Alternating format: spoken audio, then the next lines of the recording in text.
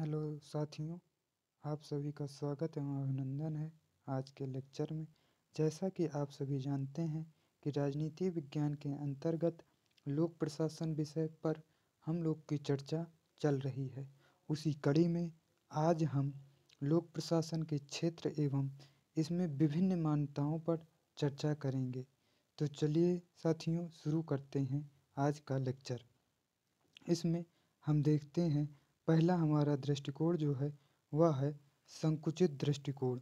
संकुचित दृष्टिकोण के अंतर्गत हम कुछ बातों को देखेंगे। इस दृष्टिकोण का मानना है प्रशासन का संबंध केवल कार्यपालिका से है, जो विधायिका द्वारा निर्मित नीतियों के क्रियान्वयन करने वाला तंत्र है। ठीक। विधायिका क्या होती है? विधायिका पर हम जब बात करें तो विधायिका विधियों का निर्माण करती है। ठीक। पार्लियामेंट में हमारी विधियां बनाई जाती हैं विधायकों के द्वारा या फिर सांसदों के द्वारा। तो विधायिका विधियों का निर्माण करती है। तो इस संकुचित दृष्टिकोण में यही कहा गया है कि विधायिका द्वारा निर्मित जो विधियां होती हैं उन्हीं का क्रियान्वयन करवाने का कार्य कार्यपालिका करती है। ठीक। इसके हम दूसरे पक्ष को देखें।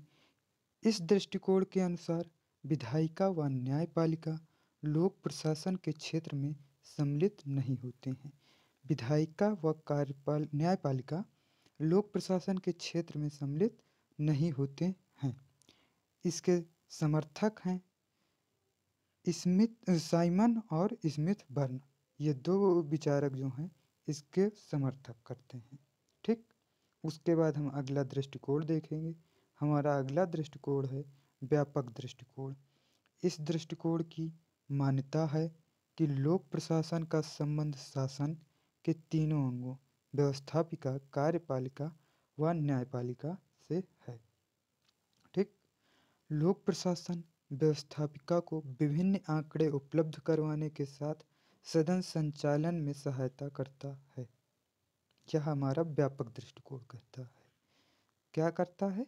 लोक प्रशासन जो व्यवस्थापिका को विभिन्न आंकड़े उपलब्ध करवाने के साथ सदन संचालन में सहायता करता है। उसके बाद हम तीसरी बात इसमें हम ये देखेंगे कि कार्यपालिका को लोक प्रशासन नीति निर्माण और नीति क्रियान्वयन में सहायता प्रदान करता है। ठीक। यह लोक प्रशासन नीति निर्माण, ठीक, और नीति क्रियान्वयन, नीतियों के निर्माण में और नीतियों के क्रियान्वयन दोनों में सहायता प्रदान करता है। ठीक। अब हम आगे देखेंगे प्रशासन न्यायपालिका के विभिन्न आदेशों को क्रियान्वित व विभिन्न गवाह और साक्ष्य लाना आदि लोक प्रशासन के क्षेत्र में आता है। ठीक। ये न्यायपालिका के विभिन्न आदेशों की क्रियान्वयन। न्यायपालिका हमारी अगर किसी भी आदेश को देती है तो उसका क्रियान्वयन करना किसका काम है? प्रशासन का। ठीक। प्रशासन के अंतर्गत सरकारी हमारे जो नौकरशाह है वो आते हैं। ठीक। अब हमारा अगला दृष्टिकोण है पोस्ट कार्प दृष्टिकोण, जिसके बारे में आप थोड़ा बहुत पहले भी जान चुके हैं। चलिए हम इसके बारे में आज डिटेल में चर्चा कर लेते हैं। इस दृष्टिकोण का प्रतिपादन लूथर गुलिक ने किया। ठीक। इस दृष्टिकोण का प्रतिपादन लूथर गुलिक ने किया, जिसके अनुसार प्लानिंग, पी से प्लानिंग होता है। अब प्लानिंग क्या है? संसाधनों का सदुपयोग, विभिन्न योजनाओं की रूपरेखा का निर्धारण, यह हमारा प्लानिंग हुआ।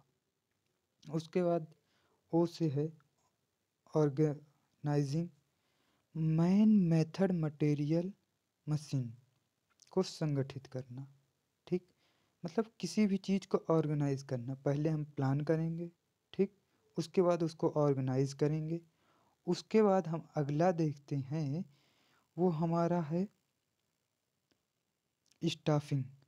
मतलब कि भाई कोई भी चीज़ अगर है हम प्लान कर लिए, ऑर्गेनाइज कर लिए, अब उसको करने के लिए स्टाफ की आवश्यकता होती है।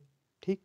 तो उसके लिए हम कर्मियों की भर्ती, वेतन, प्रशासन पदोन्नति संबंधी कार्य करेंगे।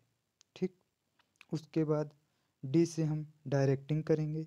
उच्च अधिकारी द्वारा अधीनस्थों को निर्देश मतलब डायरेक्शन भी तो दिया, स्टाफ आ गया चलो, अब उनको डायरेक्शन अगर हम नहीं देंगे तो वो क्या करेंगे, तो उनसे कार्य करवाने के लिए हमको डायरेक्शन देना पड़ेगा। ठीक, उसके बाद कार्ड की जब बात आती है तो उसमें सीओ, ये हो गया कोऑर्डिनेशन, मतलब संगठन में विभिन्न व्यक्तियों व संगठनों की विभिन्न इकाइयों के मध्य समन्वय स्थापित करना। अगर हमने डायरेक्शन दिया तो इसमें छोटे बड़े जितने अधिकारी हैं सबके बीच एक समन्वय बनना चाहिए, अन्यथा काम सही ढंग से नहीं हो पाएगा। ठीक, उसके बाद काम हो गया अगर, तो उसके बाद उसकी रिपोर्ट भी मिलनी चाहिए। ठीक, अपने या हो रहा है काम तो उसके कार्यों की प्रगति बाधाओं से उच्च अधिकारियों को अवगत कराए। ठीक, अगर आदेश किसी ने दिया उच्च अधिकारी ने तो उसको निचले अधिकारी के द्वारा क्रियान्वयन जो भी हो रहा है कार्य, उसकी रिपोर्ट समय समय पर प्रस्तुत करनी होगी। ठीक, उसके बाद बी से बजटिंग, अब बजट भी होना चाहिए, व्यय कितना खर्च हो रहा है। ठीक, और वित्त प्रशासन में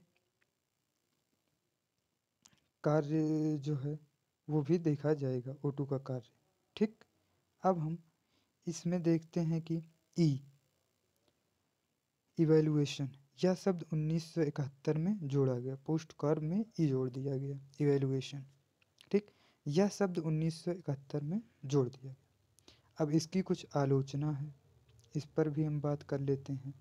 आलोचना यह कहती है प्रशासन का मुख्य कार्य नीति निर्माण, मूल्यांकन, जनसंपर्क जो पूरे पोस्ट कार्ब सिद्धांत से गायब है। प्रशासन का मुख्य कार्य जो है नीतियों का निर्माण करना है, उनका मूल्यांकन करना है और जन से संवाद मतलब जनता से संपर्क करने, ये जो है पोस्ट कार्ब के सिद्धांत से पूरी तरीके से गायब है। इसी आधार पर इसकी आलोचना होती है। दूसरी आलोचना हम देखेंगे किस आधार पर की जाती है, तो देखते हैं जन कल्याण जो लोक प्रशासन का दर्शन है पोस्ट कार्ब सिद्धांत में कहीं भी दिखाई नहीं देता। एक फिलॉसफी जो है अभी तक आपने जो, उसमें क्या है कि जन कल्याण इसका एक दर्शन के तरीके से कार्य करता है जो कि हमारे पोस्ट कार्ब सिद्धांत में कहीं भी दिखाई नहीं देता, इसीलिए इसकी आलोचना भी होती है। फिर हम तीसरा देखते हैं पोस्ट कार्ब मानव संबंध उपागम का विरोधी है, जिसमें मानवीय संबंधों को स्थान नहीं दिया है। ठीक, उसके बाद हम अब चौथा इसमें देखते हैं किस आधार पर इसकी आलोचना की जाती है। यह सिद्धांत लोक प्रशासन की केवल प्रबंधकीय नीति की व्याख्या करता है।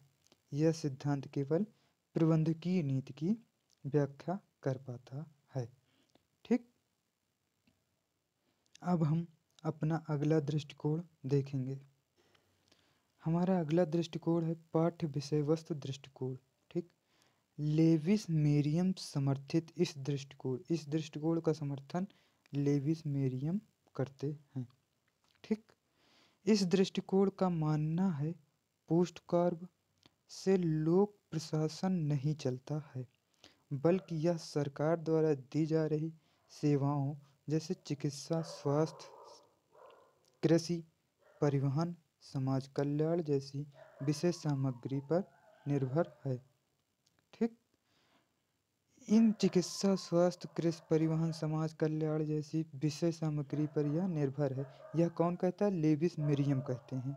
ठीक, यह कहते हैं कि पोस्ट कार्ब से यह नहीं चलता है। ठीक, मेरियम का मानना है, हम आगे देखते हैं, मेरियम का मानना है कि यह कैंची के दो फलकों के रूप में है, जिसमें एक फलक पोस्ट कार्ब से युक्त ज्ञान है तो दूसरा फलक विषय का ज्ञान, अतः दोनों फलक धारदार होने चाहिए। मतलब दोनों चीज़ों की ये बात करते हैं। ठीक, अब अगला हमारा दृष्टिकोण है लोक नीति संबंधी दृष्टिकोण। यह दृष्टिकोण क्या कहता है? लोक प्रशासन लोक नीति क्रियान्वयन के साथ साथ लोक नीति निर्माण में भी महत्वपूर्ण है। मतलब कि लोक कल्याणकारी नीतियों का क्रियान्वयन तो करता है, ठीक, लेकिन इसकी एक अहम भूमिका होती है इनका लोक नीति के निर्माण में भी, ठीक। अब इसके समर्थक है ड्रोर और लासवेल, ये दो इसके समर्थक हैं, विचारक हैं। अगला हम देखते हैं, अगला हमारा दृष्टिकोण है लोक निजी प्रशासन दृष्टिकोण। मतलब एक लोक प्रशासन एवं है निजी प्रशासन, इसमें दो विचारधाराएं कार्य करती हैं। जैसे पहला है लोक निजी में अंतर नहीं है, पहली विचारधारा कहती, और दूसरा कहती है अंतर है।